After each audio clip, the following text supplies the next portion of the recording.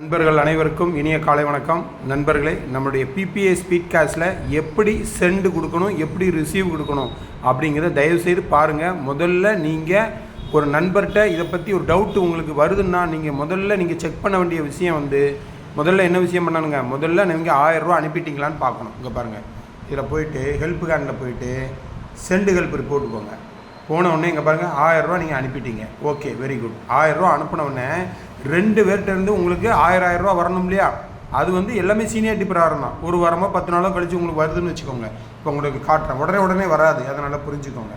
அப்போ received help report வந்திருக்கான்னு பார்க்கணும். ஓகேங்களா? அங்கே பாருங்கள், ஒரு 1000 தான் வந்திருக்கு, இன்னொரு 1000 நாட் அப்ரூவ்டில் இருக்குது.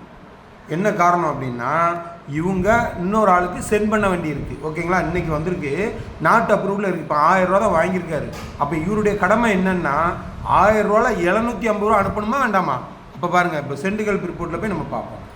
சென்ட் ஹெல்ப் ரிப்போர்ட்டில் பாருங்கள், 1000 ரூபா வாங்கினாலும் எவ்வளோ அனுப்பியிருக்காங்க பாருங்கள், 500 ரூபா தான் அப்ரூவ் பண்ணியிருக்காங்க. ஓகேங்களா? நல்லா புரிஞ்சுக்கோங்க. அப்போ இன்னொரு 250 அனுப்பணுமா வேண்டாமா? அப்போ 250 இந்த காட்டுது பாருங்கள், 250. இப்போ நீங்கள் அந்த 1000 இன்னொரு ஆள்கிட்டருந்து வர்றது காட்டுது இல்லையா, பெண்டிங் நாட் அப்ரூவ்டுன்னு பார்த்தீங்க இல்லையா?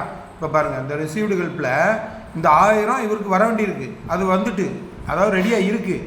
ஆனால் ரிசீவ் பண்ணுறதுக்கு முன்னக்கூட்டி அவர் என்ன பண்ணணுங்க, சென்ட் ஹெல்ப் ரிப்போர்ட்டில் ஒரு 250 ரூபா அனுப்பணுமா வேண்டாமா? காட்டுதுங்களா?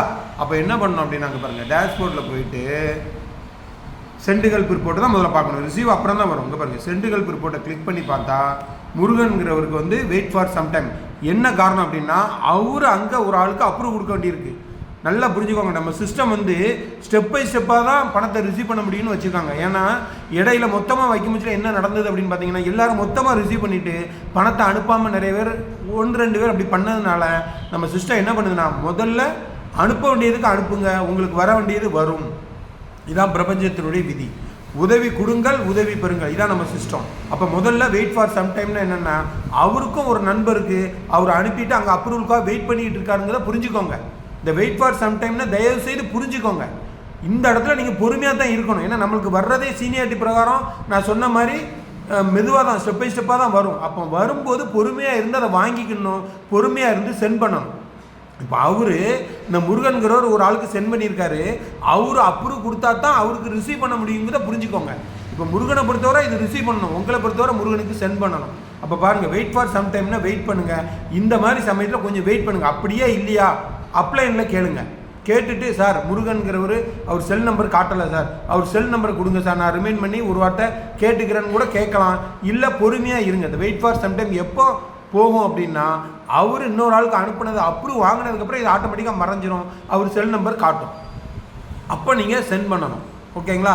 நல்லா புரிஞ்சுக்கோங்க. இல்லை, அப்ளைனில் கேட்டு அந்த அவருக்கு கால் பண்ணுங்கள். சார் இந்த மாதிரி உங்களுக்கு நான் சென்ட் பண்ண வேண்டியிருக்கு அப்படின்னு கேட்கும்போது அவரே உங்களுக்கு சொல்லுவார், சார் இந்த மாதிரி நான் ஒரு ஆள்கிட்ட சென்ட் பண்ணியிருக்கேன், அப்ரூவ் வாங்கினதுக்கப்புறம் உங்களுக்கு நான் பண்ண முடியும் சார், வெயிட் பண்ணுங்கன்னு சொல்லுவார். ஸோ இதுதான் நம்ம பொறுமையாக இருக்க வேண்டியது. பொறுமை கடலினும் பெரிது. பணம் வாங்க போகிறோம் நண்பர்களே, உங்களுக்கே தெரியும், ஒரு உறவினர்கிட்ட போய் ஒரு 5000 10,000 கடன் கேட்டு பாருங்கள். அப்போ தான் அந்த பணத்துடைய மதிப்பு தெரியும். சொல்லுவாங்க, என்ன சொல்லுவாங்க, சார் நீங்கள் நேற்று வந்திருக்கக்கூடாதம்மா, நேற்று தான் ஒருத்தருக்கு 10,000 ரூபா கொடுத்தேன் அப்படிம்பாங்க. ஏன்னா இதெல்லாம் நீங்கள் வேணால் அனுபவப்பட்டிருப்பீங்க, நானும் அனுபவப்பட்டிருக்கேன். ஸோ அப்போ இங்கே முகம் தெரியாத ஒரு நபர் உங்களுக்கு பணம் அனுப்ப தயாராக இருக்காருன்னா எவ்வளோ பொறுமையாக இருந்து வாங்கணுங்கிறத புரிஞ்சுக்கோங்க. அப்போ இந்த இடத்துல என்ன பண்ணணும்னா, முதல்ல சென்டுகள் இப்போ அனுப்புனதுக்கு அப்புறம் தான் இங்கே பாருங்கள், அதுக்கப்புறம் தான் ரிசீவ்டுன்னு காட்டுது பாருங்கள். இந்த ரிசீவ்டு அமுக்குனாலும் சென்டை தான் காட்டும். நல்லா புரிஞ்சுக்கோங்க. இங்கே மேலே பார்க்கணும், சென்ட் தான் காட்டணும். முதல்ல நம்ம பிரபஞ்சத்தில் சொன்ன மாதிரி நம்ம வேலையை நம்ம செய்யணும், அதுக்கப்புறம் தான் ரிசீவ் பண்ண முடியும். அப்போ இந்த ரிசீவ்டு யார்கிட்டருந்து வருதுங்கிற பார்க்கறதுக்கு தான் நீங்கள் பாருங்கள், அதுக்கு தான் நான் சொன்னது, ஹெல்ப் ஹேண்டில் போயிட்டு ரிசீவ்டு ஹெல்ப் ரிப்போர்ட்டை கிளிக் பண்ணுங்கள். இங்கே உங்களுக்கு காட்டும் 1000 ரூபா யார்கிட்டருந்து வருதுன்னு காட்டும். அவருக்கு நீங்கள் வெயிட் பண்ணுங்கள், அவர்கிட்ட கால் பண்ணி சொல்லுங்க, சார் எனக்கு நீங்கள் ஒரு 1000 ரூபா அனுப்பணும், கொஞ்சம் வெயிட் பண்ணுங்கள் சார், நான் ஒரு சென்ட் ஹெல்ப் கொடுத்ததுக்கப்புறம் தான் எனக்கு உங்களுடைய பேர் காட்டும், அப்போ நான் அவங்கள்ட்ட கேட்டு வாங்கிக்கிறேங்கன்னு கூட நீங்கள் சொல்லிக்கலாம். முன்னக்கூட்டி வாங்காதீங்க. வாங்கும்போது அங்கே உங்களுக்கு ப்ரெஷர் கொடுப்பாரு, சார் நீங்கள் வாங்கிட்டீங்க, எனக்கு அப்ரூவ் கொடுங்க சார், அப்படின்னா தான் இன்னொரு ஆளுக்கு நான் அனுப்ப முடியும் அப்படின்னு அவரு ப்ரெஷர் கொடுப்பாரு. அதனால் தயவு செய்து புரிஞ்சுக்கோங்க. ஃபோன் பண்ணி கேட்டுட்டு, சார் ரெடியாக இருந்துக்கோங்க சார், நான் சென்ட் பண்ணி எனக்கு உங்கள் பேர் காட்டி அப்ரூவ்டும் காட்டும்போது நான் உங்கள்கிட்ட 1000 ரூபா கேட்குறேன், எனக்கு கொடுங்கன்னு சொல்லி வாங்குங்க நண்பர்களே.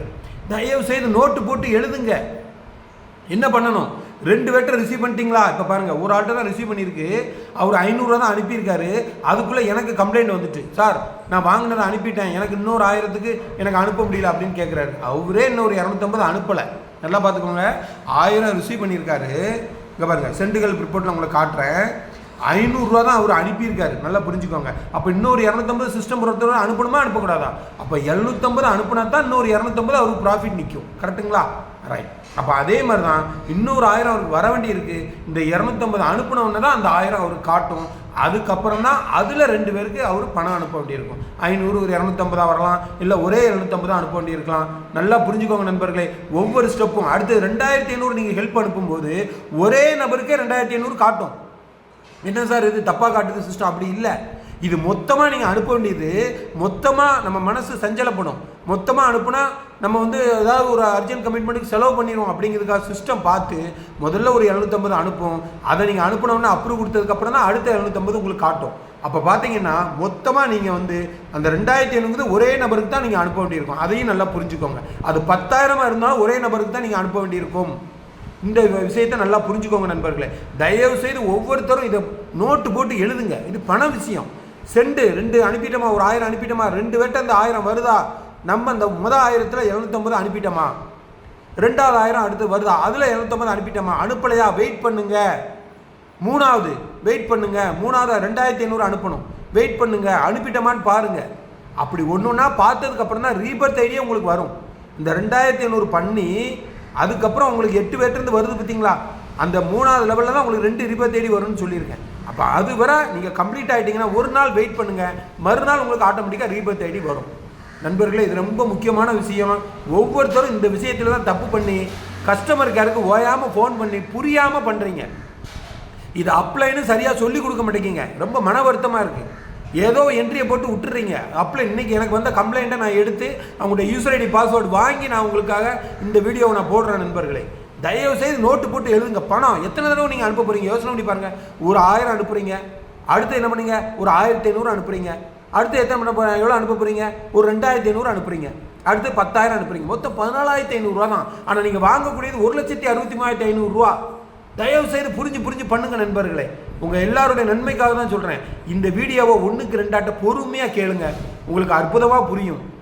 அப்போ நீங்கள் நோட்டு போட்டு எழுதுனீங்கன்னா கஸ்டமர் கேரே உங்களுக்கு தேவைப்படாது. நீங்களே கணிச்சிருவீங்க, சார் ஒரு 1000 வந்திருக்கு, நான் 500 தான் அனுப்பியிருக்கேன், இன்னொரு 250 காட்டுது, கரெக்டு தான், நான் அவருக்கு அனுப்புனா தான் இன்னொரு எனக்கு அடுத்தது ரிசீவ்டு வரும் அப்படிங்கிறது உங்களுக்கு மைண்ட் செட் புரியும் நண்பர்களே. தயவு செய்து கற்றுக்கோங்க நண்பர்களே, கற்றுக் கொடுங்க நண்பர்களே. இந்த வீடியோ எல்லாருக்கும் ரொம்ப யூஸ்ஃபுல்லாக இருக்கும். தயவு செய்து புரிஞ்சுக்கோங்க.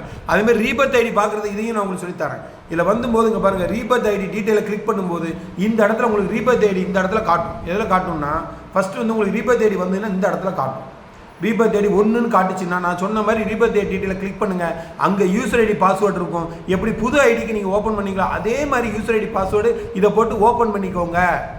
இவ்வளோ அற்புதமான விஷயமா இருக்குது பாருங்கள் நண்பர்களே. இதை விட எளிமையாக உங்களுக்கு எப்படி சிஸ்டத்தில் கொடுக்க முடியும்?